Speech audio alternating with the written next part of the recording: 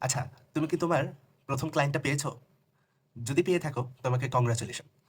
কিন্তু তুমি যদি তোমার ক্লায়েন্টের সাথে প্রপার রিলেশন মেইনটেইন না করো, তাহলে তোমার ক্লায়েন্ট তোমার কাছে আর ফিরে আসবে না। তাই লং টার্ম কাজ পেতে হলে অবশ্যই এই ৪ টা বিষয় তোমাকে খেয়াল রাখতে হবে। কাজের কোয়ালিটিতে কোনো কম্প্রোমাইজ করো না। তোমার কাজ যদি কোয়ালিটিফুল হয়, তাহলে ক্লায়েন্ট নিজেই বারবার তোমার কাছে ফিরে আসবে। সে নতুন কাউকে খুঁজতে যাবে না। ২-৩ মাস পর, পর তোমার ক্লায়েন্টকে তুমি কিছু ফ্রি রিসোর্স এবং টিপস দাও। এর ফলে তোমার ক্লায়েন্ট বুঝবে তুমি শুধু টাকার জন্য না, তুমি সত্যিকারেই তোমার ক্লায়েন্টের ভালো চাও। তোমার ক্লায়েন্টের বিজনেসে গ্রোথ দেখলে তাকে কংগ্রাচুলেট করো।